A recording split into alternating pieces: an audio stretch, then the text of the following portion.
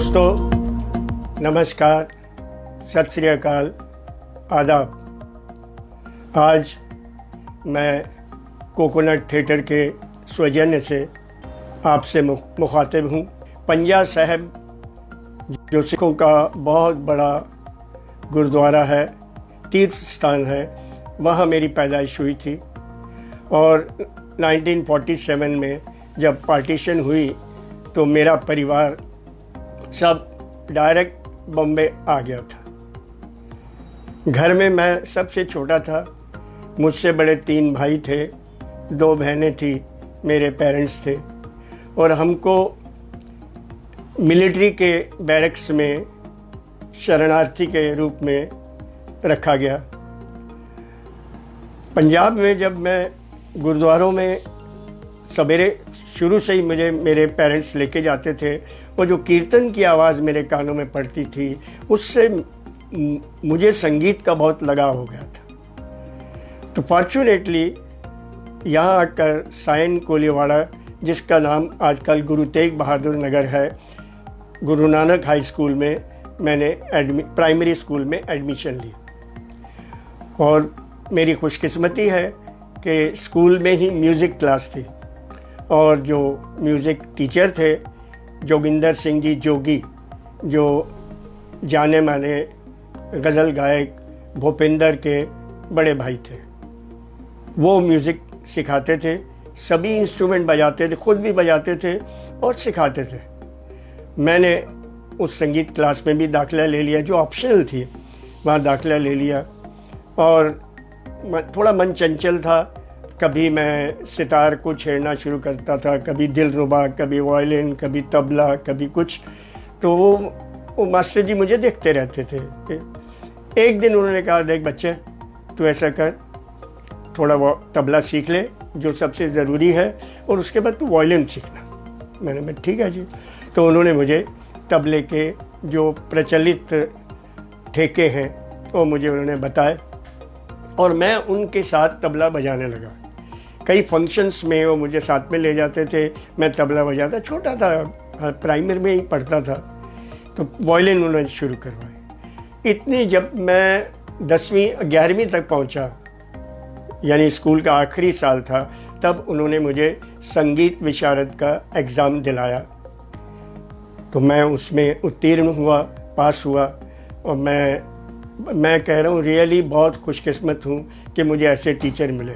वो सिर्फ टीचर ही नहीं थे, मेरे दोस्त थे, मुझसे खेलते थे, मुझसे बातें करते थे, मुझे कहाँ कहाँ ले जाते, जहाँ जहाँ वो ट्यूशन के लिए जाते थे मुझे साथ में लेके जाते थे।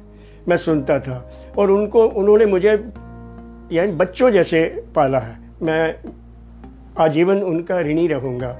और वो जो उन्होंने एक मेरे अंदर वो एक म्यूज़िक की रूह फूकी है, वो मेरा एक जुनून बन गई थी। मैं कहाँ अच्छा, गुरुजी हमेशा ये कहते थे कि देखो बच्चा, गुरु एक होता है, सेवा अनेक होती है। जिसकी सेवा करोगे उससे कुछ ना कुछ तुमको मिलेगा। तो वो कभी ये नहीं कहते थे कि मुझसे तुम सीख रहे हो तो तुम कहीं और मत जाना। तो मैं जहाँ जहाँ भी मुझे मौका मिला मैंने सीखा। मैं आगे आपको बताऊँगा कहाँ कहाँ मैंने गया, कहाँ कहाँ मैंने सीखा और क्या किया। मैं कॉलेज में था, कॉलेज में गया फर्स्ट ईयर में, खालसा कॉलेज।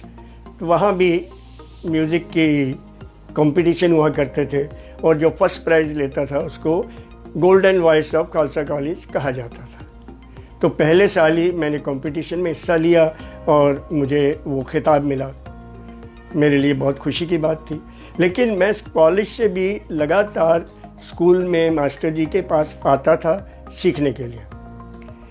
एक दिन मैं सीखने के लिए आया तो मेरे साथ मेरे 3-4 दोस्त थे, भी कॉलेज के दोस्त थे। तो हमारा जो म्यूज़िक रूम है बहुत बड़ा था, एक हॉल के जैसे था। तो एक कोने में मास्टर जी किसी को सिखा रहे थे, तो मैं एक कोने में बैठा। वो मेरे दोस्त मुझे फरमाइश कर रहे थे गज़ल गाने की। तो मैं गज़ल गा रहा था हल्की हल्की आवाज़ में और वो मुझे दाद दे रहे थे, सुन रहे थे। थोड़ी देर बाद उनके सारे स्टूडेंट चले गए और मैं और वो रह गए और मेरे दोस्त भी चले गए। तो मैंने गुरुजी को कहा, भाई लेसन। तो कहते हैं, भाई तेरी तालीम पूरी हो गई, तू तो अभी सीख गया सब। मैंने बोला ऐसा क्या हुआ? बोले देख बच्चे, इस वक्त जो तुमको दाद लेने की जो वो पड़ी है ना, तो वो तुम्हारी तालीम के रास्ते में आएगी, इसलिए अभी ऐसा कुछ मत करो, पहले सिर्फ सीखो फिर कुछ करो। मुझे उस वक्त तो ये बात समझ में नहीं आई, लेकिन जब मुझे होश आया तो मुझे लगा कि ये बात उनकी बिल्कुल सही है कि एक स्टेज ऐसी आती है कि जब आपको बहुत दाद मिलनी, बहुत ये मिलना शुरू हो जाता है, तो उसके बाद आपकी तालीम अधूरी रह जाती है। खालसा कॉलेज में ड्रामा नाइट हुआ करती थी, 3 1 एक्ट प्लेस, जिनमें मेरे कलीगी, मेरे दोस्त थी, मेरे स्कूल से ही, मेरे पाकिस्तान से ही आए थे, वो भी शरणार्थी थे, रमेश तलवार। तो हमारे एक सीनियर थे थिएटर के, वीके शर्मा जी, तो वो प्ले डायरेक्ट करते थे और रमेश तलवार बढ़ चढ़ के हिस्सा लेते थे। तो उसकी वजह से मैं भी थिएटर में आया, और मेरा ये था कि 1 एक्ट प्लेस जब होते थे तो हर 1 एक्ट प्ले के बाद मेरा एक गाना होता था। जब तक वो दूसरे प्ले के लिए लोग तैयार होते थे, तो मैं गाना गाता था। और फिर जो उनके प्ले में जहाँ कहाँ मौका मिला, मैं कभी वायलिन बजाता था, कभी कुछ और इंस्ट्रूमेंट ले लेता था, कुछ करता, यानी एक तरह का मैं बैकग्राउंड म्यूज़िक भी थोड़ा थोड़ा उनके साथ देने लगा। और जो स्टूडेंट्स थे, ऑडियंस, उनको इंतज़ार रहता था कि कई बार ये प्ले ख़त्म होगा तो कुलदीप सिंह आएगा तो गाना सुनाएगा, और कभी मैं नहीं आऊँ तो उनको वो ज़ोर ज़ोर से चिल्लाते थे, नहीं, इस प्ले के बाद ये जो गाना होता है वो होना ही चाहिए। तो इसी तरह से मेरी हौसला अफजाई हर स्टेज पे होती रही। और उन दिनों एक प्ले मसीहा, सागर सरहदी भी हमारे वहीं से शरणार्थी आए थे और रमेश तलवार के चाचा थे। उन्होंने एक प्ले लिखा था मसीहा में एक ऐसा रोल था कि एक हिंदुस्तानी सिपाही है, एक पाकिस्तानी सिपाही है, और वो दोनों दोस्त हैं, बचपन के दोस्त हैं। आज ये सिपाही हिंदुस्तान में है और दूसरा सिपाही पाकिस्तान में है। तो उन दोनों की बॉर्डर पे आपस में वार्तालाप होती है, पुरानी यादें ताज़ा करते हैं, एक दूसरे की मजाक करते हैं, बहुत इंटरेस्टिंग, एक वेरी इमोशनल। तो उन्होंने कहा कि यार तू हिंदुस्तानी सिपाही करेगा, क्योंकि इसमें थोड़ा गाना भी है। मैं बोला ठीक है करूँगा। तो मैं हिंदुस्तानी सिपाही और मेरे सामने जावेद खान पाकिस्तानी सिपाही, और हम एक दूसरे के ऊपर बंदूक भी ताने हुए हैं और अपनी पुरानी यादें भी कर रहे हैं, ताज़ा कर रहे हैं। और बहुत ही अजीब लग रहा है कि आज तुम वहाँ हो, मैं यहाँ हूँ, जो बचपन में एक साथ खेले हैं, कूदे हैं, मस्तियाँ की हैं, शरारतें किए हो।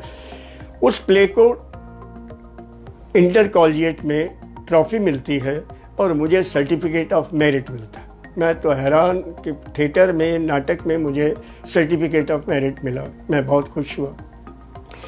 कहते इस तरह से मेरी जर्नी एक तरह से शुरू हुई। फिर RM सिंह थिएटर के एक बड़े डायरेक्टर थे, जिन्होंने शादी ही थिएटर के साथ की थी, और इतनी बारीकियों से वो हर चीज़ को देखते थे। मैं उनसे भी बहुत सीखा, मतलब कि एक प्ले उन्होंने किया था, भूखे भजन न होए गोपाला, ये स्टेट लेवल कंपटीशन पे फुल लेंथ प्ले था, जिसमें रमेश तलवारी हीरो था और भी बड़े बड़े आर्टिस्ट थे। तो वो मुझे कहते थे कि कुलदीप तुम क्या क्या बजा सकते हो? मैंने बोला मैं वायलिन बजाता हूँ, हारमोनियम बजाता हूँ, तबला बजाता हूँ, परकशन इंस्ट्रूमेंट्स दूसरे बजा लेता हूँ, मैं गा भी लेता हूँ, ऐसा करता। तो बोलता यार सब तुम ले आ जाओ, जो भी है ले आओ। तो वो मुझे बताते थे ये सिचुएशन पे तुमको ये करना है, ये सिचुएशन पे तुमको ये करना है, ये, और वन इन ऑल, पूरा म्यूज़िक एक बंदा दे रहा है, वन इन ऑल। और वो प्ले भी बहुत ही बढ़िया हुआ। इसको इतनी क्लीन मिली कि कहने की बात नहीं। मुझे अभी भी मैं याद कर रहा हूँ तो मुझे ऐसा लग रहा है कि वाह वाह वाह क्या बात थी। इस तरह से मेरी थिएटर में as a music director, as a artist, theatre artist मेरी एंट्री हुई। थिएटर आर्टिस्ट ऐसे एंट्री हुई कि 1969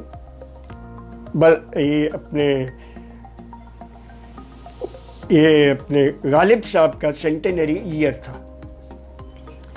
तो तय हुआ कि गालिब के ऊपर प्ले किया जाए, और कैफी साहब ने वो प्ले लिखा था आखिरी शमा, जिसमें एक रोल था कि एक फ़कीर गालिब की गज़ल गाता हुआ स्टेज पे एंटर होता है और गालिब के साथ उसके कुछ थोड़ी सी वार्तालाप होती है और वो निकल जाता है। अब मैं फ़कीर यानी बाल खोल के और एक तहमत बांध के हाथ में डफ लेके जब मैं एंटर होता था तो एक समय अलग हो जाता था। और जैसे मैंने डायलॉग बोले और गाना गाया, डायलॉग बोले, मैंने एग्ज़िट की तो तालियों की बौछार हो जाती थी। मुझे लगता था कि मैं कहाँ से कहाँ आ गया। तो उन चीज़ों ने मुझे थिएटर में इतना बांध दिया कि मैं थिएटर वाला ही हो गया। मतलब मैंने थिएटर के अलावा कुछ और करने का मेरे मन में रहा ही नहीं कि मैं थिएटर ही करूं। थिएटर उसमें एक बड़ी कहने एक इंसिडेंट ऐसा हुआ कि दिल्ली के लाल किले में ये पहला शो, ऑफिशियल पहला शो, पहले हमने थोड़े प्रिलिमिनरी थोड़े से शो किए थे, लेकिन मेन शो जो है दिल्ली के लाल किले में दीवाने आम में ये शो होना था और बलराज साहनी साहब इस गालिब की भूमिका में थे। मैं बम्बई का रहने वाला, हमने फरवरी का महीना था, मैंने इतनी ठंड कभी देखी नहीं थी। जब जस्ट मैंने कपड़े उतारे और मैं तो ठंड से मरा जा रहा था, मैं कांप रहा था बिल्कुल कि प्ले कब शुरू, कैसे शुरू। तब तक तो मैं पता नहीं मेरा क्या होगा। तो मैं सबको कह रहा था, तो किसी ने मुझे कहा कि बलराज जी एक ब्रांडी की बोतल लेकर आते हैं ऐसे मौक़ों पर और एक थोड़ा थोड़ा सबको ऐसे देते हैं ताकि सर्दी ना लगे। तो मैंने कहा कहाँ मिलेगी? बोलते आप ढूंढो, कहीं अंदर कहीं विंग में कहीं ना कहीं पड़ी होगी। और ढूंढते ढूंढते मुझे वो बोतल नज़र आ गई। तब मैं शराब को हाथ भी नहीं लगाता था, बिल्कुल नहीं पीता था। दवाई समझ के एक ढक्कन जो है सर मैंने डाला और जैसे ही मेरी हलक से उतरा तो ये चेहरा ये पूरा गर्म हुआ, मेरी छाती, और मैं तो कहा यार ये तो कमाल है, जादू है ये तो। बहुत खुश हुआ। 10-15 मिनट हुए तो फिर से वही ठंडी लगने लगी। मैंने तो फिर निकाली एक ढक्कन। करते करते पता नहीं कितने ढक्कन पी के मैं वहीं लुढ़क हो गया। अब लुढ़क गया तो मेरी एंट्री आई। अब मुझे लोग ढूंढ रहे हैं। तो वहीं रमेश तलवार को कहीं नज़र आ गया, वो गठड़ी बनी पड़ी हुई है, तो उन्होंने एक मारा मुझे, अच्छा तेरी एंट्री आ गई। तो मैं वहीं से गाते गाते गाते मैंने एंट्री ली और एंट्री मैंने गा के पूरी तरह से मेरा रोल निभा के, और जैसे ही मैं एग्जिट हुआ तो बेखूब, तभी भी बहुत तालियां बजी थी, मुझे आवाज़ आ रही थी तालियों की इतनी ज़्यादा। और मैं वहाँ स्टेज के बाहर जब निकला तो मैं वहाँ भी लुढ़क गया। ये एक इंसिडेंट हुआ। मतलब इससे मुझे याद बलराज साहनी जी की शख्सियत के बारे में मैं ज़रूर कुछ कहना चाहूँगा, क्योंकि ऐसे लोग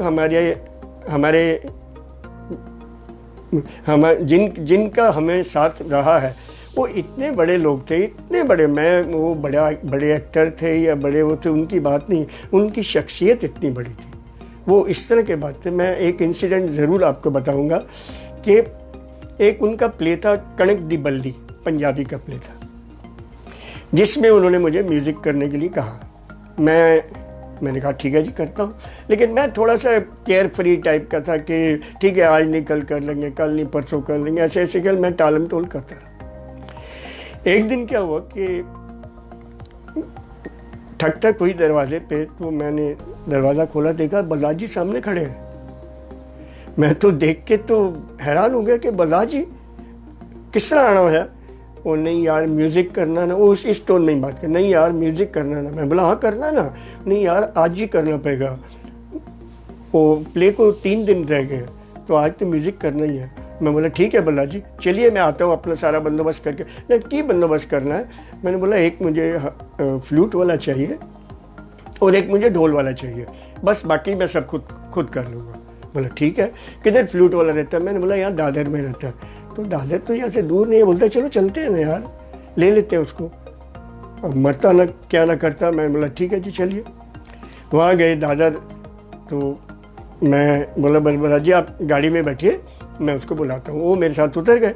तो मैं मामा उनका नाम था, तो मैं मामा को आवाज़ दे रहा, मामा, तो ये मेरे पीछे आवाज़ दे रहे थे, मामा। तो लोग इकट्ठे हो गए, मैंने ये वाला बड़ी पर्सनैलिटी थे वो। तो जैसे जहाँ से, तो खैर मामा भी ने जब देखा तो एकदम भागा भागा आया, फ्लूट का बॉक्स लेकर वो गाड़ी में बैठ गया। तो बोला आप किधर जाना? मैं बोला अब आप मामा को लेके जाइए, मैं ढोल वाले को लेकर आता हूँ। तो बोला ढोल वाला किधर है? मैंने बोला बल्लाज जी वो रहता है वो भिंडी बाज़ार की वो एक जैसी एक गली सड़ी गलियों में, तो आप कहाँ जाएंगे उधर? मैं लेकर आता हूँ ना उनको, बिल्कुल लेके आओ, टैक्सी में ले आऊँगा बिल्कुल। नहीं यार चलते हैं ना, नहीं वो बिल्कुल कैजुअल, नहीं यार चलते हैं ना, चल यार। अब वहाँ पहुँचे तो मैं बल्लाज जी को बोल रहा हूँ प्लीज़ आप गाड़ी में बैठिए, मैं बुला के लाता हूँ। वो तो उतर गए, मेरे से पहले ही उतर गए अंदर। अब जैसे ही उतरा मैं अपना ऐसे नाक पकड़ रहा हूँ, क्योंकि वाकई बहुत बास आ रही थी, नाक पकड़ रहा हूँ। और बल्लाज जी तो ऐसे खड़े हैं जैसे यहाँ उनका रोज़ का आना जाना है, उनके चेहरे पे कोई ऐसी बात ही नहीं है। तो जैसे वो भी एक चाल में रहते थे, गुलाम भाई उनका नाम था। तो मैं आवाज़ दूँ गुलाम भाई, तो ये भी पीछे से आवाज़ है गुलाम भाई। सारी दुनिया इकट्ठी हो गई, जैसे गुलाम भाई के कितने जान पहचान वाले हैं। और ऐसे वैसे कर के मुझे गुलाम भाई आए, वो भी भागे भागे आए। जब देखा सामने खड़े, सारी दुनिया इकट्ठी हो गई वहाँ पे, पूरी चौल इकट्ठी हो गई कि गुलाम भाई को लेने कौन आया। उस वक्त तो नहीं, लेकिन बाद में मैं इतना शर्मिंदा हुआ कि मेरे जैसा आदमी, मेरी औकात ही क्या उनके सामने। और मैं नाक पकड़ रहा हूँ और एहसास दिला रहा हूँ क्या पे, और वो इस तरह से चल रहे हैं जैसे कि कुछ है ही नहीं यहाँ पर। तो ऐसे बड़े लोगों की संगत में मेरे अंदर भी इस चीज़ का बहुत असर हुआ। तो खैर वो प्ले तो हो गया, मैंने म्यूज़िक कर लिया। उसके बाद इप्टा में एक शुरू हो गया कि बकरी प्ले प्लान हुआ, सर्वेश्वर दयाल सक्सेना जी का बकरी प्ले, जिसको MS सत्यू डायरेक्ट कर रहे थे। तो संगीत के लिए मुझे कहा गया। तो पहला फुल फ्लेज संगीत इप्टा में बकरी प्ले। तो मुझे सत्यू ने बुलाकर कहा कुलदीप ऐसा है कि वो प्ले पहले हुआ है और उसका म्यूज़िक है मेरे पास, तुम चाहो तो सुन लो। तो मैंने कहा सत्यू साहब मुझे पहले करने दीजिए, जब मैं कहीं ऐसा लगेगा या आपको मेरी तर्जें या जो भी मैं करूँगा वो आपको ऐसा लगा तो हम सुन लेंगे, देख लेंगे, उसमें से कर लेंगे। सत्यू जी ओके। सत्यू के साथ, मैं फिर से कह रहा हूँ कि सत्यू के साथ रहकर मैंने इतना सीखा है, खासकर थिएटर म्यूज़िक। और इतनी लिबर्टी देते थे यार, कभी उन्होंने मेरे काम में इंटरफेयर नहीं किया, कुछ नहीं। वो हर बार वो बोलते यार ठीक है, वेरी गुड, वेरी नाइस, बहुत अच्छा। तो बकरी का म्यूज़िक ऐसे जब हुआ तो मेरे पास सिंगर थे मुरलीधर, अरुण बख्शी, और ये अच्छी खुली आवाज़ों वाले। मुरली तो पंडित जसराज जी से सीखता भी था, तो संगीत से वाकिफ़ भी था, और अरुण भी थोड़ा ऐसा ही था, म्यूज़िक गाता था। और जो समा बनता था, मैं अभी भी याद कर रहा हूँ, तो ख्वाजा अहमद अब्बास साहब ने कोई प्ले जगह छोड़ी, जब भी बकरी प्ले होता था और वो देखने आते थे। मैं एक इंसिडेंट बताऊं कि भोपाल में इसका शो हुआ और बीवी कारन साहब अपने चेलों के साथ वहाँ आए थे, जो कि बहुत बड़े संगीतकार, बहुत बड़े रंगकर्मी और इतने, तो वो देखने आए। और जैसे प्ले ख़त्म हुआ तो अपने चेलों के ऐसे हाथ रख के कहते हैं देखो इसको कहते हैं थिएटर म्यूज़िक। अब सोचिए उस वक्त मैं अपने आप को कितना प्राइड फील हो रहा था कि ऐसे लोगों ने मेरी तारीफ़ की है, तो मैं गदगद हो गया।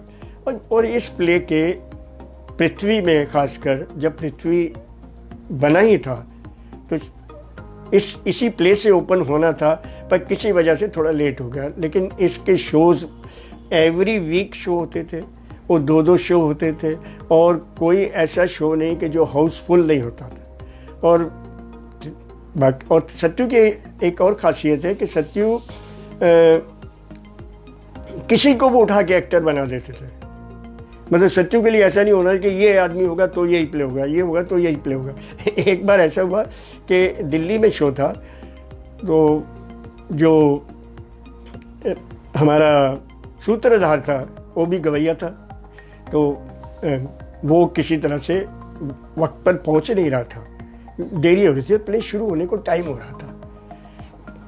तो मुझे सत्यू ने बोला यू आर डूइंग सूत्रधार। अरे मैं बोला नहीं, मैंने कभी किया नहीं, मैं तो गाता बजाता हूँ, मेरे साथ ग्रुप में ऐसे करता हूँ, मैंने ये सब किया, लेकिन एनीवे लेकिन मुझे याद तो था सब, मैं तैयार तो होने लगा। मैं बोला ठीक है यार, करेंगे, ये भी करेंगे। और हमारा ढोलक वाला भी नहीं आया था, तो बोला उसका क्या करेंगे? वो बोला यार तुम गले में डाल लो ना ऐसे ऐसे और वो सब करो। मैं बोला चलो ये भी कर लेते हैं। पर मेरी खुशकिस्मती कि सूत्रधार आ गया और मैं हारमोनियम सामने रखा है और मेरी गोदी में ढोलक है। पहले क्यू मैं हारमोनियम से देता हूँ, हर गाने में क्यू हारमोनियम से देता हूँ, फिर मैं ढोलक बजाना शुरू कर देता हूँ। इस तरह से वो प्ले वहाँ हुआ और बहुत हिट हुआ। मतलब मैं प्ले तो जहाँ जहाँ भी हुआ है, बकरी ये है कि कभी भी हिट हुआ। एक बकरी का और इंसिडेंट बताऊँ, क्योंकि सत्यू साहब इम्प्रोवाइज में बहुत यकीन रखते थे, वो लकीर के फ़कीर नहीं थे कि जो लाइनें आपको दे दी गई हैं तो वही लाइनें बोलनी है। नहीं नहीं, आप कुछ और भी कर सकते हो, आपको जो सूझे। तो कई बार वो किसी एक्टर को एंट्री के पहले उनके कान में कुछ फूंक देते थे, एक तू जाके उसको जब तेरी है ना तो उसको ये बोलना। और जब ये होता था तो वो एक्टर तो असमंजस में पड़ जाता था, यार ये तो लाइन ही होती नहीं, मैं क्या इसका जवाब क्या दूँ। तो वही सत्यू देखना चाहते थे कि ऐसे में आपकी हाजिर जो अभी क्या है, अगर उसने कुछ समझ किया।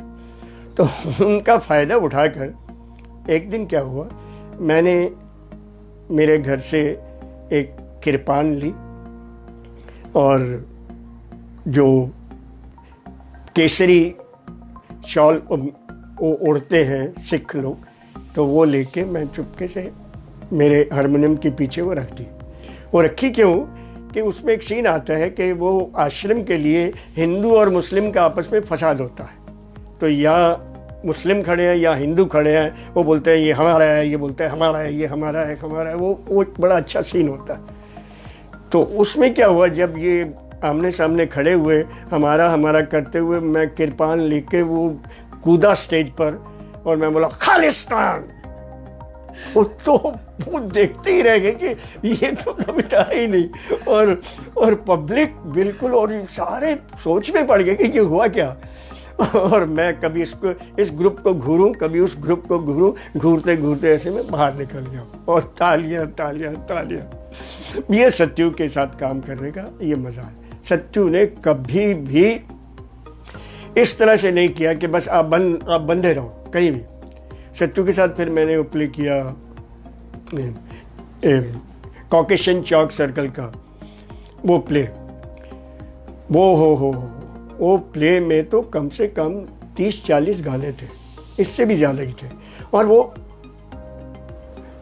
सफ़ेद कुंडली प्ले का नाम रखा गया था। तो उसके एक और भी इंसिडेंट है कि उसके जो गाने लिखे थे नियाज बाबा ने लिखे थे, नियाज हैदर साहब ने। नियाज हैदर साहब बहुत ही गुणी, मैं कहता हूँ कि मैं हैरान हूँ कि मैं एक और इंसिडेंट नियाज बाबा के बारे में बोलता हूँ कि सत्यू एक फिल्म कर रहे थे, कहाँ से गुजर गया। तो उसका एक गाना नियाज बाबा लिख रहे थे जिसका मैं म्यूज़िक कर रहा था। तो उसके लिए नियाज बाबा मेरे घर पर आए। मेरे घर पे आए और मेरे पिताजी से, हम पापा जी बोलते हैं, मेरे पापा जी से उन्होंने मुलाकात की और मेरे पापा जी को उन्होंने गुरबाणी इतनी सुनाई कि मेरे पापा जी भी हैरान रह गए कि ये मुसलमान बंदा है और इसको इतनी गुरबाणी याद है और मीनिंग के साथ। और उनको संस्कृत का इतना ज्ञान था, बहुत ही वेरी नॉलेजेबल पर्सन, लेकिन फ़कीर थे बिल्कुल। वो ये थे कि सवेरे एक टैक्सी एंगेज करते थे, सारा दिन घूमते थे उस टैक्सी में और आखिर में जिसके पास जाते थे उसको बोलते थे बाहर टैक्सी खड़ी है, उसके पैसे दे दो। और वो बंदा इनकार नहीं करता था क्योंकि सबको पता था बाबा जी क्या है। और मेरे घर में अगर वो एक रात उन्होंने गुजारी तो अपने कपड़े उतार के मेरे यहाँ रख के, तो मेरे जो भी उनको पसंद आया उठा के वो पहन के जाते थे। ऐसे बाबा जी थे। तो खैर मैं सफ़ेद कुंडली की बात कर रहा था। किसी ने उनको कहा कि सफ़ेद कुंडली के गाने की धुनें बन रही हैं। तो बाबा जी ने कहा कि वो गाने तो इस तरह मीटर में या इस तरह कोई ख़ास लिखे गए नहीं है कि उनकी कोई ऐसी धुन भी बन सके। वो ठीक है, राइम के तौर पे बीच बीच में ऐसे गाते हैं। तो बोले चलो मैं सुनता हूँ आके। जैसे ही वो आए बाबा जी, वो गाने सुने तो इतने खुश हुए, मुझे गले से लगाया, बोले बच्चा वाह वाह वाह, मैं तो सोच भी नहीं सकता था उस गाने की ऐसी धुन बन सकते। खैर वो सफ़ेद कुंडली हुआ और सफ़ेद कुंडली में शबाना आज़मी को एक गाना सोलो गाना था। हमने मेहनत की उनके साथ। खैर उनको उनके भी गले में सुर था, ऐसा नहीं कि नहीं था, पर वो गाना बहुत अच्छा हुआ। और शबाना जी हमेशा कहती भी है कि सबसे पहले मुझे कुलदीप जी ने गवाया था, और वो गाना गाती है, बहुत अच्छा गाना।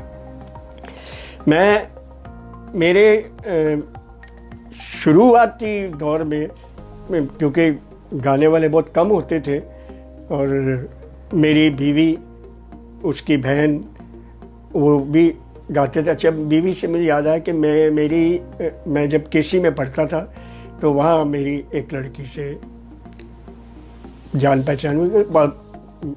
कॉलेज में फेमस तो था, लड़के लड़कियाँ इर्द गिर्द तो बहुत ही घूमते थे, बहुत पॉश लोग भी। ये लड़की एक सादे किस्म की एक लड़की थी। तो करते करते हमारी दोस्ती हो गई। हम पूरे ग्रुप में हम लोग साथ साथ में घूमते थे, फिरते। वो वैसे वो गुजराती लड़की थी। तो मेरे दोस्तों ने कहा यार तुम अभी बस बहुत हो गया, अभी तुम लोग शादी कर लो। हम बोला यार शादी तो कर लूँ, ये गुजराती है और हम सिख हैं, सरदार हैं, वो पता नहीं इसके घर वाले मानेंगे, मेरे घर वाले मानेंगे, और मैं कहीं भाग के या सिविल मैरिज या कोर्ट मैरिज इस तरह का कुछ करना नहीं चाहता हूँ। करूँगा तो बाकायदा जैसे शादी होती है वैसे करूँगा। तो मैं मेरे सो-कॉल्ड ससुर जी से मिला, और पहले तो उन्होंने बिल्कुल ही अजीब, लेकिन 2-4 मुलाकातों में थोड़ा सा सॉफ्ट कॉर्नर उनको हुआ। इसी तरह ही मेरे घर में हुआ और शादी तय हो गई। और ये शादी गुरुद्वारा में सिख रीति रिवाज से हुई। और वो जो लड़की जयश्री उसका नाम था, तो शादी के बाद कंवलजीत हो गया। वो जब मेरे घर पर आई तो मेरी माँ सिर्फ पंजाबी बोलती थी, और हमने कहा ये नहीं सोचा था कि शादी करके हम कहीं और घर बसाएंगे, माँ बाप से अलग रहेंगे। मैं घर में सबसे छोटा था और माँ बाप के साथ मैं ही था। तो मेरी बीवी को मेरी माँ से पाला पड़ा, तो उसने पंजाबी ऐसी पकड़ ली कि कोई अभी उनसे बात करे तो जज नहीं कर सकता है कि वो गुजराती है। तो वो उसकी बहनें, मैं उस तरफ में कह रहा था कि बकरी में मेरे साथ गाने आती थी, जब और कोई नहीं मिलता तो वो आते थे।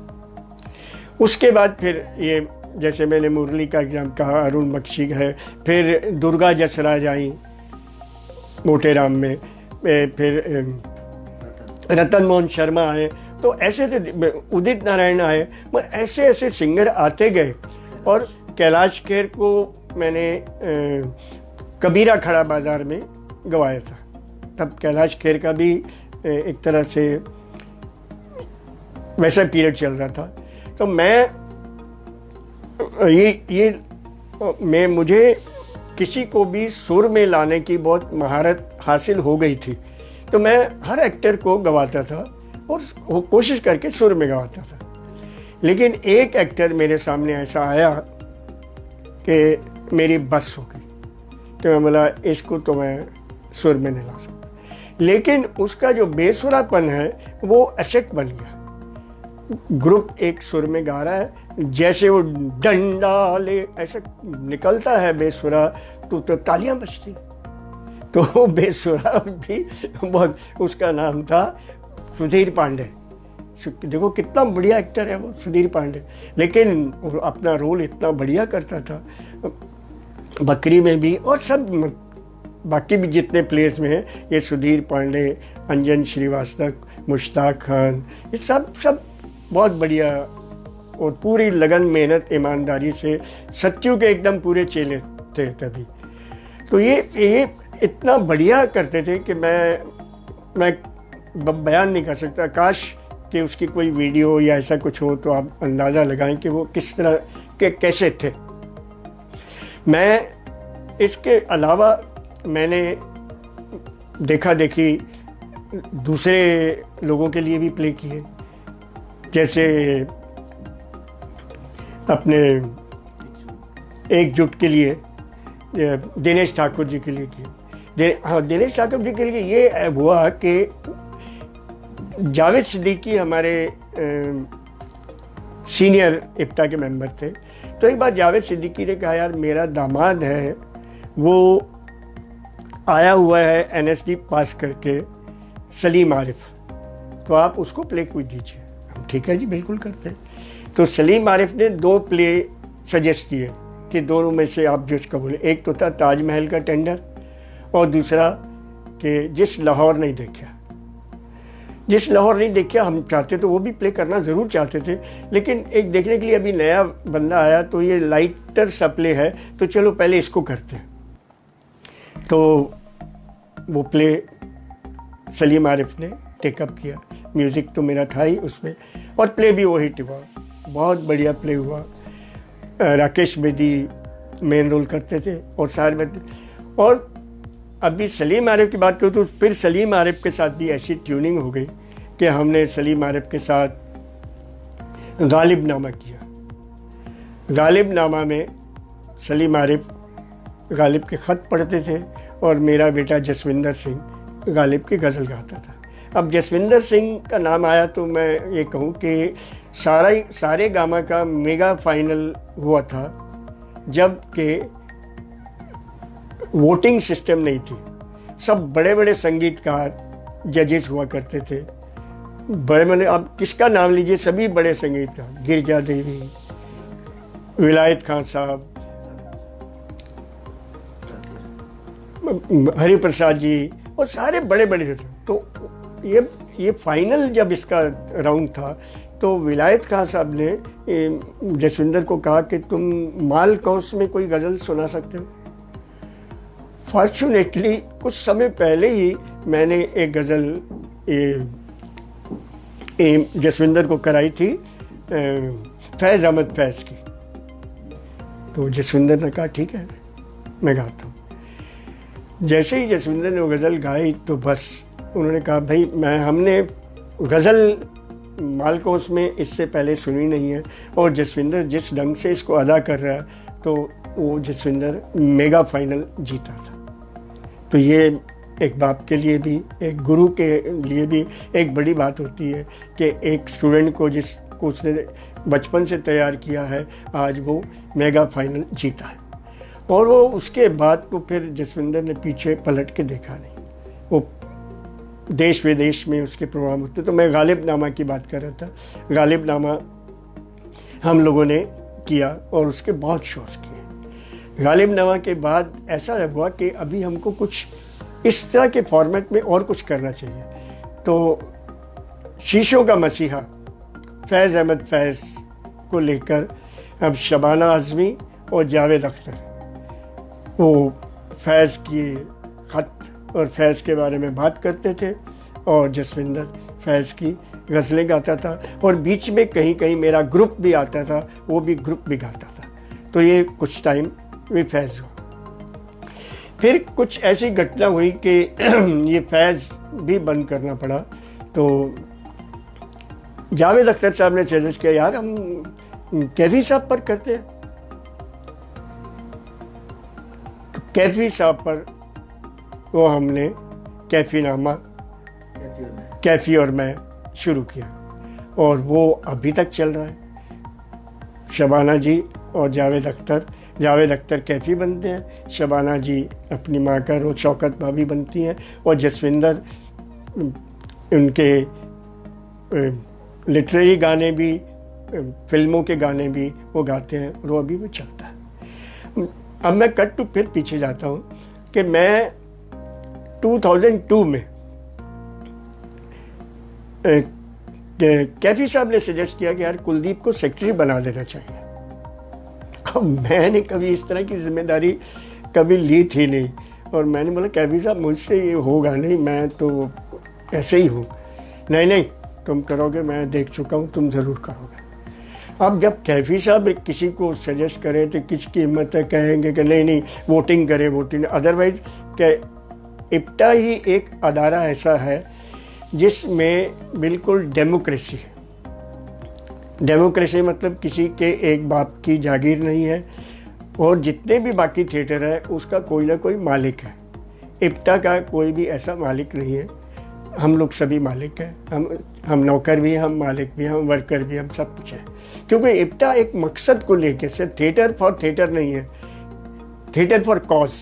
हम जो भी म्यूज़िक भी करते हैं उसको एक कोई कॉज वाली बात जो होती है उसके ऊपर करते हैं। तो खैर मुझे सेक्रेटरी बना दिया गया। देखो फिर मेरी कमाल देखिए कि मैं ये बताऊं कि सेक्रेटरी बनने से पहले जो इप्टा की हालत थी कि इप्टा बिल्कुल ब्रोक हो चुकी थी, उसके पास कुछ फूटी कौड़ी नहीं थी। और जो हमारी ऐड हम करते थे उन्होंने एक नोटिस दे दिया कि हमारे पैसे पहले चुकता करो, नहीं तो आप नाटक नहीं कर सकते।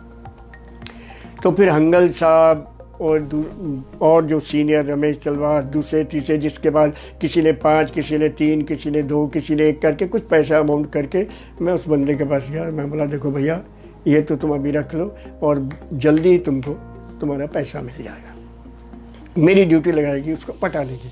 तो मैं गया, तो ये तब तक मैं सेक्रेटरी बना नहीं था। जैसे ही हुआ तो उसके बाद शायद इन वजह से ही कैफी साहब को मुझ पर थोड़ा सा कॉन्फिडेंस हुआ, तो उन्होंने सजेस्ट किया करने के लिए। अब जैसे ये मैं सेक्रेटरी बना तो मेरी कोई तकदीर समझ लीजिए, और मैं आपको यकीन दिलाता हूँ कि मैंने कोई काम नहीं किया एज ए सेक्रेटरी। मैंने कोई काम नहीं किया। मेरा काम सिर्फ ये होता था कि कमेटी में या कोई ऐसा कोई सजेस्ट करता था कि यार ऐसा कुछ करते हैं, तो मैं बोलता यार बहुत अच्छा आइडिया है, अब ये तुमको करना है। ऐसे करते करते मैं ड्यूटियाँ बांट देता था कि ये तुमको करना है, ये तुमको करना है, तुमको। और कुलदीप सिंह बैठा आराम से अपना मज़े ले रहा। और हुआ ये कि मेरे टेन्योर में इतना पैसा आया, एक टीवी का शो मिल गया, एक मस्कट का शो मिल गया, एक दुबई का शो मिल गया, कई और सोल्ड आउट शोज मिल गए। तो पैसा आता गया जो कि मैंने नहीं कमाया था, कमाए इप्टा ने, उनकी मेहनत, उनकी सबसे कहा। लेकिन बस ये है कि मैं सेक्रेटरी था तभी ये सब हुआ। 3 साल तक मैं सेक्रेटरी रहा। तो सत्यू साहब प्रेसिडेंट थे तभी। तो सत्यू साहब ने कहा यार अभी मैं बम्बई में ज़्यादा रहता नहीं हूँ, तो इसीलिए मैं अभी बेंगलोर में रहता हूँ, तो मैं अभी चाहता हूँ कि कोई और ये काम संभाले। हमने बहुत फोर्स किया सत्यू साहब को, नहीं भाई आपको तो करना है। तो उन्होंने बोला नहीं, I think Kuldeep is the ideal person, आप इनको बना दीजिए प्रेसिडेंट, तो कुलदीप विल डिसाइड कि कौन सेक्रेटरी होगा। यार इतने इतना मैं तो नहीं, बहुत ही खुश हुआ। खैर मुझे प्रेसिडेंट बना दिया गया और मैंने प्रपोज किया कि शैली सत्यू सेक्रेटरी बनेंगे। तो सबने कहा नहीं अभी वो छोटी है, अभी मैंने बोला मैंने उसका काम देखा है, जिस तरह से वो ऑर्गेनाइज करती है, जिस तरह से उसका वो डिसिप्लिन वाली है, मुझे लगता है कि। और फिर मैंने शैली ने भी पहले आनाकानी की। मैं बोला शैली देखो तुम ये मत सोचो कि मैं प्रेसिडेंट हूँ, तुम सेक्रेटरी हो ना, मैं तुम्हारा असिस्टेंट हूँ, जिसको भी बोलो तुम्हारा काम करेगा, जैसे तुम चाहोगे वैसा करेगा, तुम ये भूल जाओ कि तुम्हारे सर पे कोई प्रेसिडेंट है, हम साथ में। तो शैली ने भी बहुत काम किए, बहुत अच्छा चलता रहा। हाँ, तो मैंने अपने फिल्मी सफ़र के बारे में तो आपको कुछ थोड़ा सा बताया, थोड़ा सा वो भी कहना चाहता हूँ कि मैं जगजीत सिंह जो थे वो जब बम्बई में आए थे तब से मेरी उनकी जान पहचान थी, समझिए कोई थोड़ी दोस्ती थी, जान पहचान थी बस। क्योंकि स्टेज पे मैं भी गाता था और वो भी गाते थे, हम एक दूसरे को जानते थे बहुत अच्छा। मैं एमए कर रहा था, मैंने खालसा खालसा से मैंने ग्रेजुएशन की और उसके बाद मैं साइकोलॉजी पढ़ना चाहता था जो खालसा में नहीं थी, तो इसलिए मैंने केसी कॉलेज चर्चगेट में ज्वाइन किया एमए अप्लाइड साइकोलॉजी पढ़ने के लिए। तो शाम को जब हम ऐसे दोस्त यार बाहर निकलते थे मैरिन ड्राइव का चक्कर काटने, तो वहाँ एक गेलॉर्ड रेस्टोरेंट है जिसके बाहर कुछ स्ट्रगलर शाम को मिलते थे, जिनमें कभी कभी जगजीत भी होते थे। तो अपनी अपनी दास्तान सुनाते थे कि आज इसको मिले, आज उसको मिले, आज इसने आश्वासन दिया, इसने बोला अगली बार। तो एक दिन मैंने मजाक में कह दिया कि मैं म्यूज़िक डायरेक्टर बनूंगा ना तो मैं तुमको चांस दूंगा। अब यकीन मानिए उस वक्त मेरे जहन में म्यूज़िक डायरेक्टर बनने का कोई ख्वाब भी नहीं था, मैंने कहने के लिए कह दिया। अब उसके बाद ये हमारी एक मजाक ही बन गई। जब मैं वहाँ से गुजरूँ तो ओए कभी, मतलब ठीक है करते करते 15 साल गुजर गए।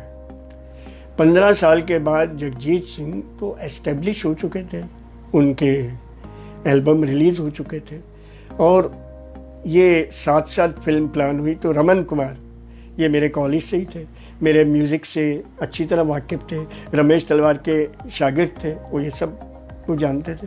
तो मुझे नहीं पता कि क्या हुआ, ये बाद में रमन ने मुझे बताया कि हमने ये सोचा था कि ये जब फिल्म हम बनेगी, क्योंकि ये आम कमर्शियल फिल्मों की तरह नहीं बनेगी, ये एक तरह की आर्ट फिल्म बनेगी, तो इसका म्यूज़िक आप ही करोगे।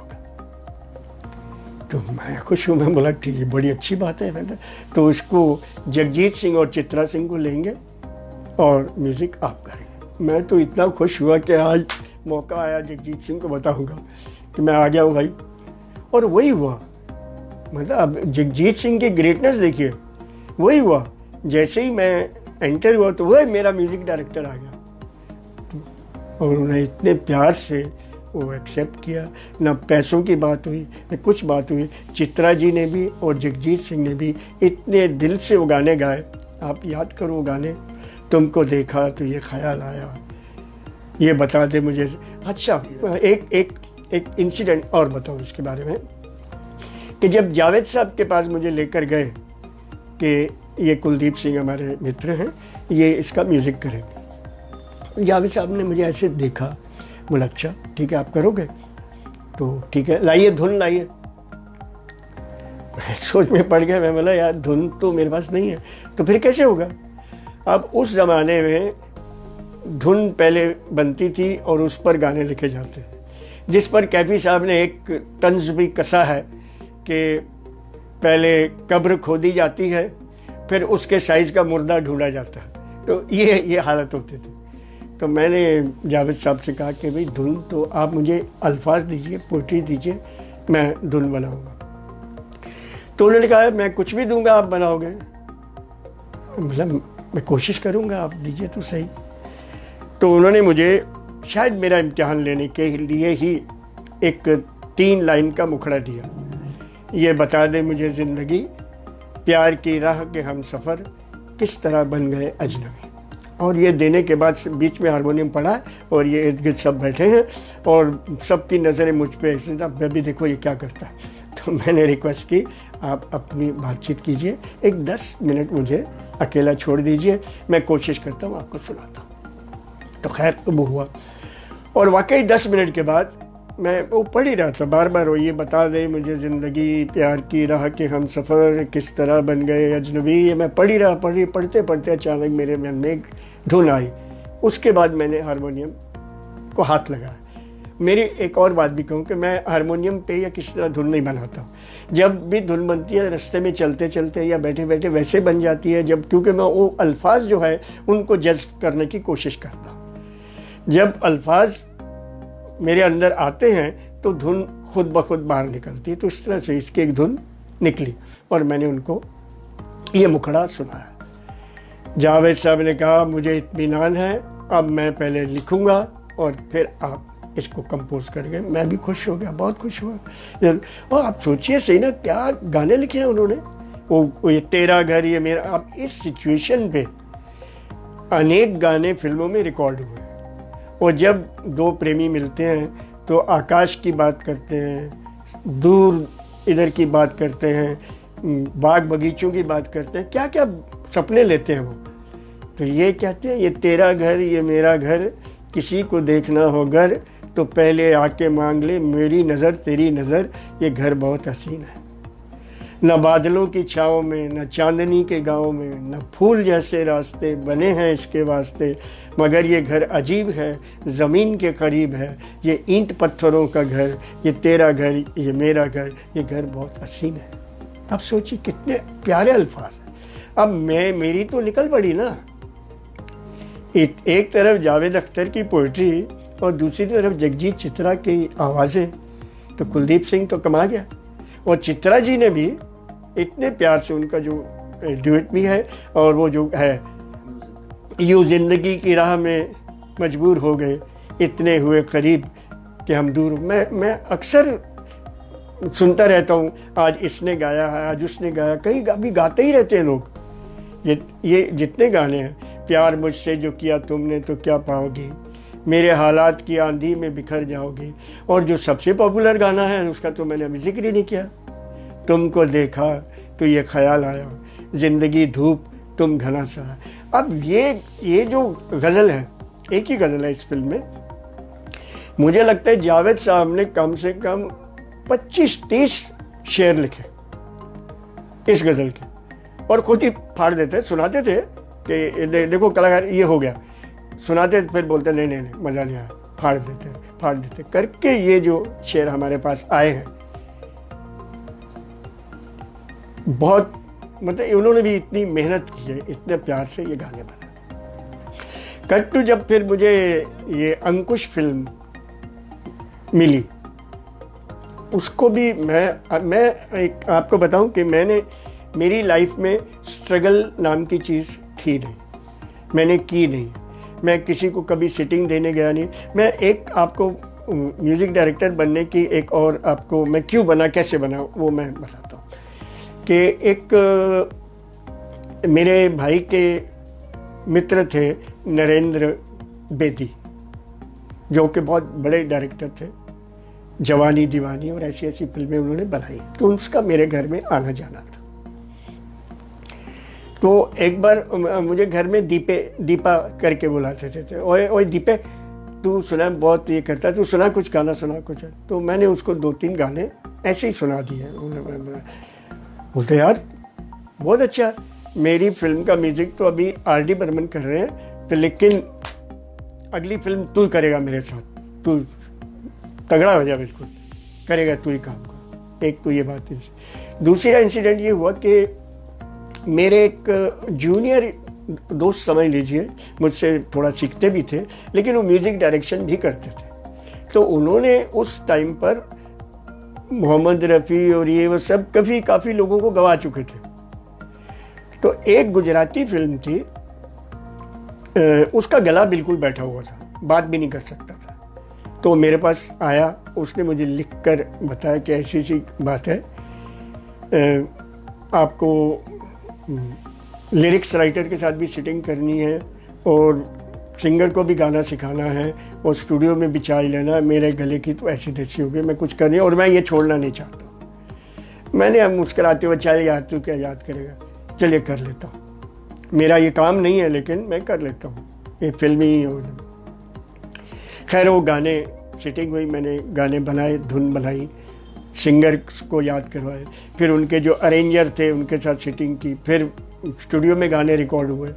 मैं जैसे जैसे गाने रिकॉर्ड 2 गाने हुए तो हर आदमी, उनका नाम भूषण जी था जो म्यूज़िक डायरेक्टर थे, हर आदमी भूषण जी कह रहे, भूषण जी इस बार तो आपका काम कमाल है, बहुत बढ़िया काम है।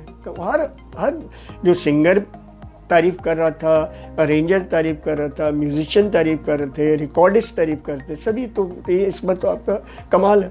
और मैं सुन के आ गया तो उसका तो गला बैठा हुआ था। एक हफ्ते के बाद वो मेरे पास आया, जबकि बोल सकता था। उसने बोला मुझे आपका 1 दिन चाहिए। मैंने बोला नहीं यार, पहले ही तूने मेरे 3-4 दिन लगा दिए, मैंने गाना बनाया, फिर ये किया, फिर वो किया, मैं नहीं करूँगा। नहीं बोला बस ये, मैं उसके बाद कभी नहीं बोलूँगा। हम बोला चल यार तू क्या याद रखेगा। मैं चल गया। वो मुझे घुमाता घुमाता एक ऐसी सुनसान जगह पे ले आया जहाँ कोई आता जाता नहीं था। वहाँ मुझे एक जगह बिठा दिया और ये जो मैं हमेशा लेक्चर देता हूँ, मुझे लेक्चर देना उसने शुरू किया। मैं बोला, आप क्या कर रहे हो, आप क्या कर रहे हो, आपका काम ये है, आपको फिल्म म्यूज़िक डायरेक्शन करनी चाहिए और आप बहुत बढ़िया काम करोगे। बहुत ज़्यादा उसने बोला। मैं सुन लिया सारी बातें। घर में आके मैंने बीवी से कहा, भाई ऐसी ऐसी बात है। तो बीवी उन दिनों MTNL में जॉब भी करती थी। उस स्कूल जब कॉलेज में थी तब से जॉब करती थी। तो उसने भी कहा, अरे ठीक है, गो अहेड, घर में ऐसे खाने पीने की कोई चिंता नहीं है आप ही। मैं बोला, हो सकता है भूखे मरने की। वो बोलता है जो होगा देखा जाएगा, आप गो अहेड। तो इस तरह से मेरी फिल्म म्यूज़िक डायरेक्शन की लाइफ शुरू। तो मैं कह रहा था ये अंकुश फिल्म के बारे में। तो एन चंद्रा जी, जो तब तो हम चंदू ही कहते थे उसको, तो एन चंद्रा जी आए और बोले कि पापा जी एक टीम बनानी है, बस मिल के चलेंगे और ऐसा ऐसा काम करना है। तो उसमें ये गाना था, इतनी शक्ति हमें देना दाता। 3 गाने थे जिनमें ये इस गाने के 2 वर्जन थे। एक पहले फीमेल्स गाती है और बाद में मेल्स ग्रुप में गाते हैं। अभिलाष जी गाने लिख रहे थे। इतनी शक्ति हमें देना दाता शब्द, ये लाइन आने में कम से कम 1 महीना लग गया।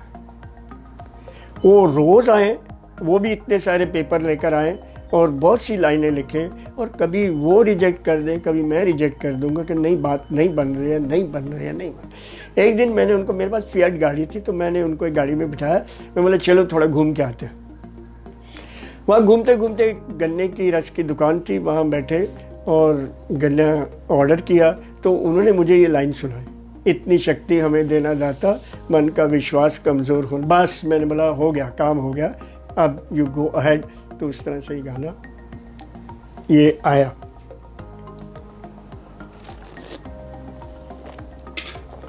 और इस गाने में की खासियत ये कि इसमें कोई नॉन सिंगर नहीं था। कहाँ, मुझे डायरेक्टर ने सिर्फ यही कहा था कि एक नानी है और एक उसकी बेटी के बेटी है, तो वो टीनेज वाली है और ये बड़ी उम्र वाली है, तो ये दोनों गाएंगी। तो मैंने पुष्पा पाटदरे, जो उम्र में बड़ी थी, जिनकी आवाज़ भी थोड़ी ऐसी थी, तो एक उनको चुना। एक सुषमा श्रेष्ठ, जो जिसको मैंने फ्रॉक में देखा था, छोटी बच्ची को भी देखा था, मुझे पता है कि वो गाती, तो सुषमा श्रेष्ठ, इन दोनों ने ये गाया था। और बाकी जो दूसरा वर्जन था, उसमें मेरे ही सिंगर थे, मुरलीधर था, अशोक खोसला तो मुझसे सीख भी रहा था, और अशोक खोसला, मुरलीधर, घनश्याम वासवानी, इस तरह के सिंगर थे जिन्होंने ये गाया था। तो इनमें कोई नॉन सिंगर, बड़ा सिंगर या ऐसा नहीं था। तो ये गाना, बस इसको, एक गाने को मैं समझूं कि कुछ ऊपर वाले ने कुछ इज्जत बख्शी है। मैं तो ये नहीं कह सकता हूँ कि मैंने बहुत बड़ा काम कर लिया, लेकिन ऊपर वाले ने इस गाने की वजह से मुझे कुछ इज्जत देनी थी। इज्जत का अभी बात बताऊँ तो आपको बताऊँ कि IPRS, Indian performing rights society, जो कंपनी से या इधर उधर जो गाने बजते हैं या तो उनसे वो कुछ पैसे कलेक्ट करती है रॉयल्टी बेस। तो वो रॉयल्टी कुछ म्यूज़िक डायरेक्टर को, कुछ लिरिक्स राइटर को मिलती है। तो जितने मेरे दूसरे गाने हैं जो मैंने यानी इस फिल्म के लिए भी किए थे, जो साथ साथ के लिए जिस कंपनी के पास है वो मुझे रेगुलर रॉयल्टी आती है। लेकिन आप यकीन मानिए कि अंकुश, जिसका करोड़ों रुपया कंपनी कमा चुकी है, जिस कंपनी का नाम है T सीरीज, उन्होंने एक पैसा नहीं दिया और वो पैसा देते नहीं। अभी हाँ, मैं बात ये कह रहा था कि IPRS के बारे में लोकसभा में ये मत पास होना था कि ये IPRS को मान्यता मिलनी चाहिए और ये वो कर सकता है। तो जावेद साहब तब राज्यसभा के मेंबर थे, तो उन्होंने बातों बातों में सुषमा स्वराज जी से बात की कि आपको गाना पता है। इतनी शक्ल। अरे सुषमा जी ने कहा ये तो मेरी कॉलर ट्यून है और मैं सवेरे भी सुनती हूँ, शाम को मेरा तो सबसे हिट गाना। तो उन्होंने कहा कि आपको पता है इस गाने का जो म्यूज़िक डायरेक्टर है उसको क्या मिला होगा? बोला बहुत अच्छा बात मिला। बोला 1 पैसा नहीं मिला। सुषमा जी तो हैरान हो गई, कैसा कैसे होगा? बोला मेरी बात करो। सुषमा जी ने फ़ोन पे मेरे साथ बात की और उनको कंफर्म किया। फिर उन्होंने मुझे एक लेटर लिखा, एड्रेस लेके लेटर लिखा कि कुलदीप जी आप चिंता मत कीजिए, हम ऑपोजिशन में हैं। ऑपोजिशन का काम होता है कि जो बिल आता है हमको उसको पारित होने नहीं देना है, लेकिन ये बिल जो आएगा हम पूरी मेजॉरिटी से पारित करेंगे। और ऐसा हुआ कि सुषमा जी ने कम से कम अपनी स्पीच में 3 बार मेरा नाम भी लिया कि जिस बंदे ने ये बनाया है वो बंदा की हालत अच्छी नहीं है और उसको 1 पैसा नहीं मिला, उसको ये नहीं हुआ और ये सारी कंपनी खा गई। ये किस्सा मुख्तसर ये है। मेरे अभी हाल ही में मेरा श्याम बेनेगल साहब ने के साथ मैंने एक शमा जैदी जी ने मुझे मिलवाया था। तो जब वो भारत एक खोज सीरियल कर रहे थे तो मैंने कुछ एपिसोड उनके लिए किए थे। तो श्याम बेनेगल जी भी मेरी म्यूज़िक से वाकिफ़ थे। फिर उन्होंने अभी रिसेंटली एक फ़िल्म प्लान हुई, एक पंजाबी फिल्म जो पंजाब गवर्नमेंट के लिए जंगे आज़ादी, जिसमें कम से कम 40 गाने वो प्लान हुई। तो उनके पास बहुत से पंजाब से भी लोग आए, मैं करूँगा ये करूँ वो करूँगा। तो उन्होंने बोला नहीं भाई ये कुलदीप करेगा। तो कुलदीप को बोला कि कुलदीप तो कंपोज करता है तो कौन? मैं बोला मेरा बेटा छोटा हरप्रीत सिंह है, वो प्रोग्रामिंग भी करता है, वो कीबोर्ड भी बजाता है, वो कंपोज भी करता है और बहुत अच्छा करता है, उसने बहुत कुछ किया हुआ पहले भी।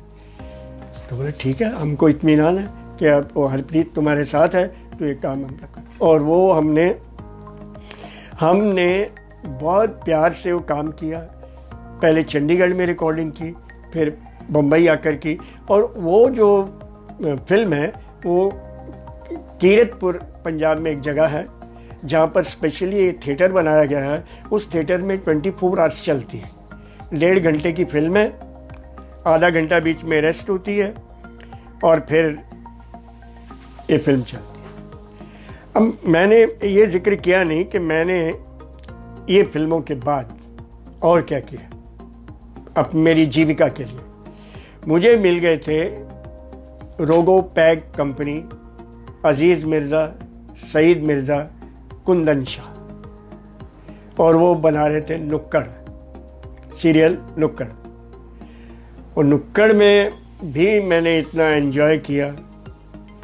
मेन सॉन्ग जो टाइटल सॉन्ग तो था ही, लेकिन उसके अलावा हर एपिसोड में उनको भी बड़ा शौक था, हर एपिसोड में एक नया गाना होता था। तो यानी हर हफ्ते मेरा चेक आ गया। जो नुक्कड़ के इतने एपिसोड होने के बाद फिर उन्होंने एक दूसरा सीरियल प्लान किया, सर्कस की भी वही हालत थी। वो शाहरुख खान थे उसमें।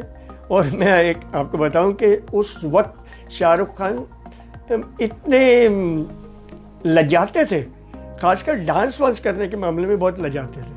तो एक दो स्टेप मैंने उनको बताया कि यार ऐसा करो ऐसा करो। आप देखो इतनी मेहनत के बल पे कहाँ शाहरुख खान है अभी, अपनी मेहनत के बल पे उन्होंने किया।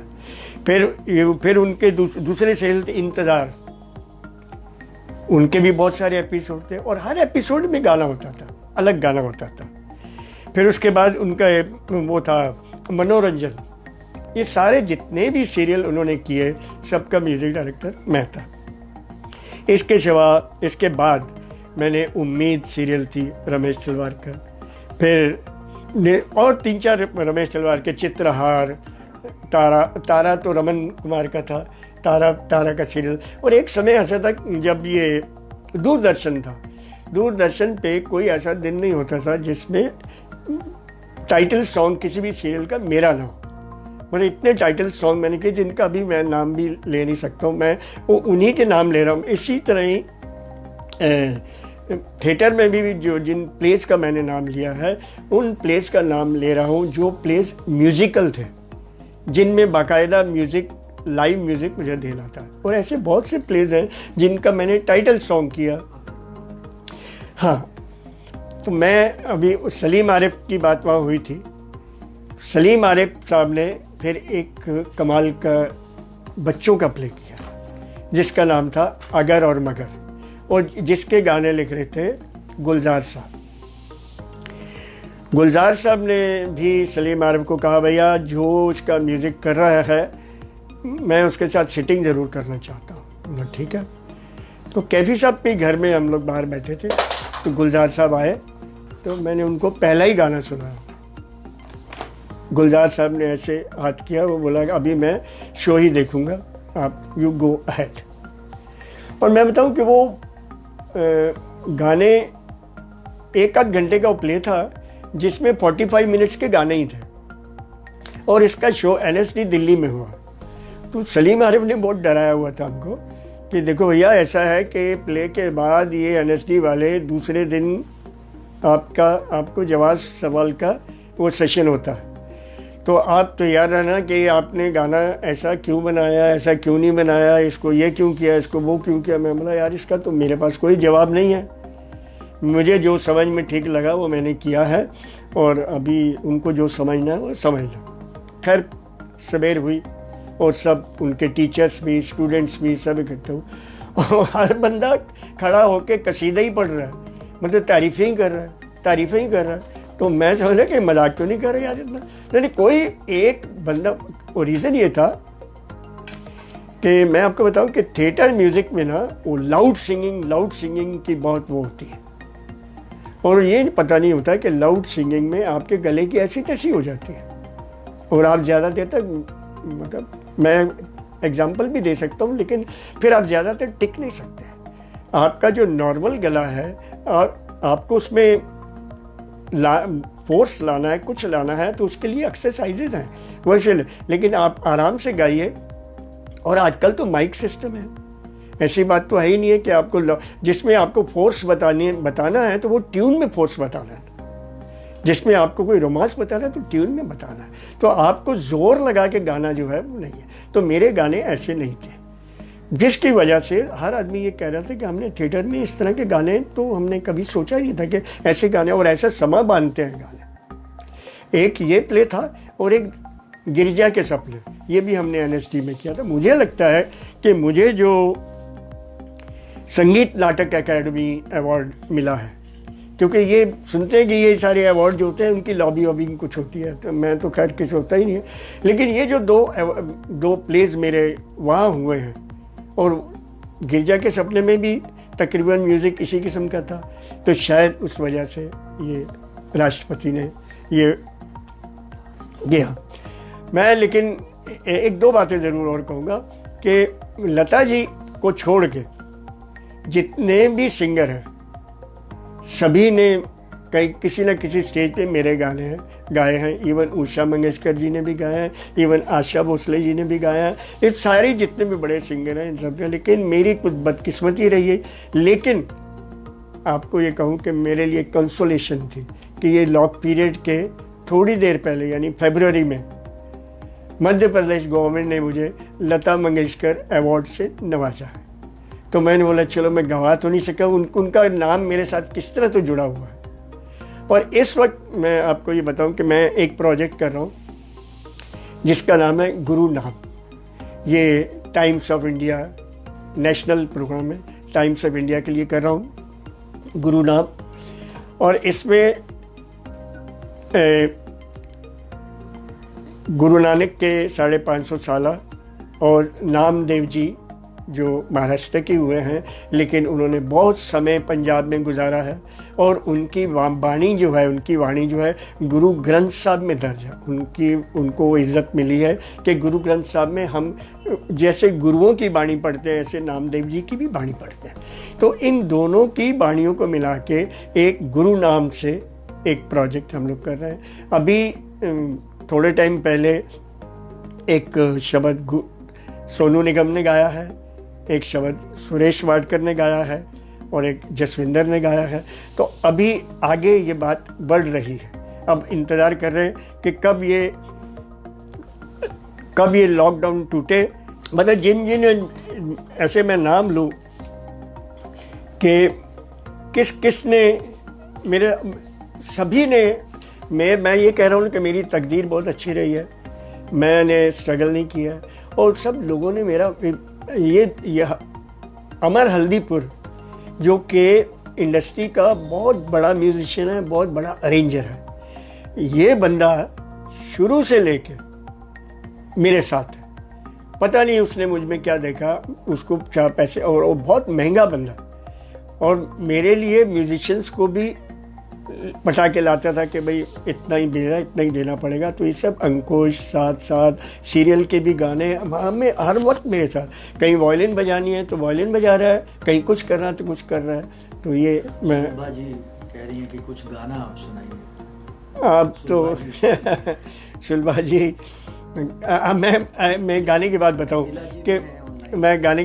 कि हमारे यहाँ चौपाल होती है और उसमें मैं मेरे स्टूडेंट्स को तैयार करके ले जाता हूँ। तो हमने दुष्यंत कुमार, अपना कबीर और इस तरह के बहुत से प्रोग्राम, एक अलग से बताऊँ आपको कि मीराबाई और हज़रत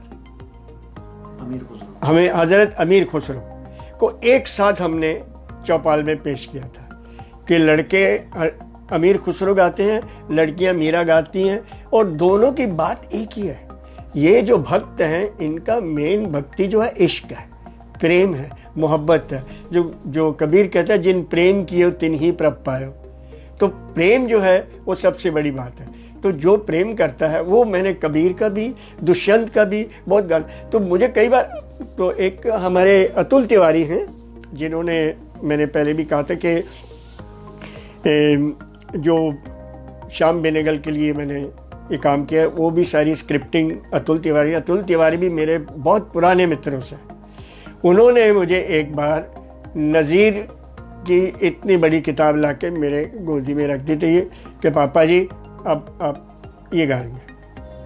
और फिर मैं हर चौपाल में, हर जगह पे जब भी हो तो नज़ीर की कोई कभी बंजारा नामा, बहुत कमाल की, मतलब नज़ीर ऐसे बड़े पोइट हुए हैं कि उनकी बातें करूँगा तो अभी शायद 1-1.5 घंटा तो मुझे उनकी बातें ही करूँगा। लेकिन उन्होंने बोला यार आपको तो कुछ गाना ही है। तो एक बार क्या हुआ कि सब गा रहे थे, तो मैंने अनाउंस किया कि भाई नज़ीर का एक गाना है ऐसा जो सिर्फ मैं गा सकता हूँ और कोई नहीं गा सकता। तो वो हैरान हो गया, कौन सा गाना था? तो गाना ये था, सब चीज़ को होता है बुरा हाय बुढ़ापा, आशिक को तो अल्लाह न दिखलाए बुढ़ापा। सागर जी हैं, वो कहते हैं कि सर लाइव म्यूजिक और recorded music, which kind of music do you prefer for the place? Of course live music के जैसी तो कोई बात ही नहीं है।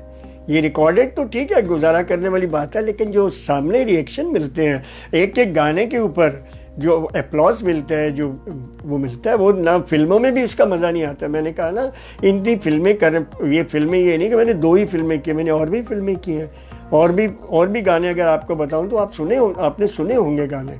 लेकिन मैं थिएटर इसलिए प्रेफर करता हूं कि थिएटर में आमने सामने जो एक्शन रिएक्शन होता है उसका कई बार ये होता है कि मैंने कबीर का ये जो जग बौराना, ये जो गाना, इसकी मैंने 3 अलग, पहले शो के बाद, पहले शो जब ख़त्म हुआ तो वहीं मैंने ग्रुप को बिठा लिया, नहीं अगले शो में ये ट्यून नहीं होगी, ये ट्यून होगी।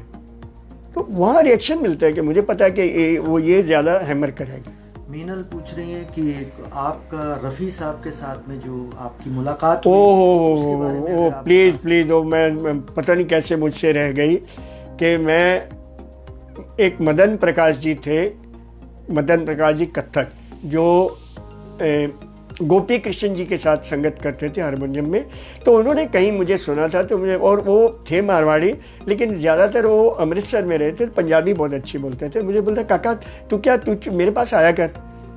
तो खार में रहते थे, तो मैं उनके पास जाने लगा। मुझे बयां दे के बिठा देते और ख़ुद कंपोज करते थे। तो बहुत गुणी बनते थे। एक दिन मुझे कहने लगा काका तू सुबह 9 बजे आ सकता है? मैं बोला बिल्कुल आ सकता हूँ। मैं 9 बजे चला गया। तो मुझे कहाँ ले गए पता? गेट खुला तो देखा रफ़ी साहब हारमोनियम पड़ा है, लुंगी बांधे और इंतज़ार कर रहे हैं। मैं तो पागल हो गया देख के रफ़ी साहब को। अरे मैं इनके दर्शन, तो ये मदन जी उनको रिहर्सल करवाने आए थे गाने की। तो मदन जी ने मुझे इंट्रोड्यूस किया, काका ये अच्छा ठेका बहुत अच्छा पकड़ा, ये इसलिए मैंने इसको लिया है।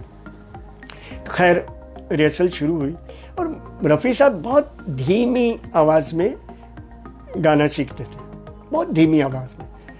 तो मैं अभी जब धीमी आवाज़ की बात हुई तो मुझे एक और इंसिडेंट पहले बताऊं कि हंसराज बहल जी पंजाबी और हिंदी के भी बहुत रहे, तो उन्होंने आशा जी को भी पहला ब्रेक हंसराज बहल जी ने दिया था। तो वो एक पंजाब से कोई प्रोड्यूसर आए थे रफ़ी साहब को गाना गवाने के लिए। तो हंसराज बहल जी का लड़का मेरे खालसा में ही पढ़ता था, चंदर बहल। तो उसने बताया कि आज रफ़ी साहब की रिहर्सल है हमारे पिताजी के सिटिंग रूम में, तो मैंने बोला यार मैं जाके देख सकता हूँ। तो वो मुझे ले गया साथ में। तो मैं रफ़ी साहब को गाना सुन वो याद करते देख रहा था। तो वो जो प्रोड्यूसर बैठे थे तो उन्होंने बड़े बुरे अंदाज में कहा, वो नहीं हो ये कहाँ गाएगा, हमारा गाना तो ये ऐसा है, तो इसकी तो आवाज़ ही नहीं निकलती। तो हंसराज जी ने बोला कि धीमे रिकॉर्डिंग स्टूडियो में सुनना भी जैसे, नहीं हमारा तो फलाना आएगा, वो जाटे भी है फलाना प्लाटो वो गाएगा। बोलते मुझे काम करने दो या फिर मुझे छोड़ दो, आप अपने कर लो। खैर कैसे भी स्टूडियो में गए, वो मैं तब भी यहाँ हाजिर था। मैं जैसे ही रफ़ी साहब ने गाना शुरू किया तो वो पागलों की तरह देख रहे थे, ये आवाज़ कहाँ से आ रही है, कितनी मतलब इतनी खुल के आवाज़ जो आ रही है। तो रफ़ी साहब ऐसे थे। तो मैं बात कर रहा था रिहर्सल की, रिहर्सल हो रही थी तो इतने में दरवाजे पे दस्तक हुई और पता है कि कुछ लोग मिलने आए हैं। तो रफ़ी साहब ने मदन जी को देखा, बोला मास्टर जी बैठे हो। तब संगीतकार को, म्यूज़िक डायरेक्टर को सारे लोग मास्टर जी कहा करते थे, क्योंकि वो मास्टर जी होते थे, गाना सिखाते थे बाकायदा। तो मास्टर जी को मदन जी बोले नहीं बोल बुला लो, कोई गाल नहीं ऐसा नहीं। तो क्या देखता हूँ कि कलकत्ता से एक फैमिली आई थी, 3 जनरेशन की फैमिली, 10-12 बंदे ऐसे, बाप, उसका बेटा, उसकी बहू, उसकी बेटी, उसके बेटे छोटे, ऐसे आके ऐसे लाइन लगा के खड़े हो गए और ये रफ़ी साहब को ऐसे देख रहे हैं, ऐसे देखते देखते सारे साष्टांग हो गए। कितनी देर वो पड़े रहो, रफ़ी साहब को देखो तो यार मुझे ये क्यों गुनाहगार बना रहा है। रफ़ी साहब बोल रहे हैं ये मुझे क्यों गुनाहगार बना रहा है। मदन जी ने बोला यार उनकी श्रद्धा है, ये ऐसी बात नहीं है। और उनको देखो तो वो जैसे ही उठे उन्होंने फिर हाथ जोड़े और निकल गए।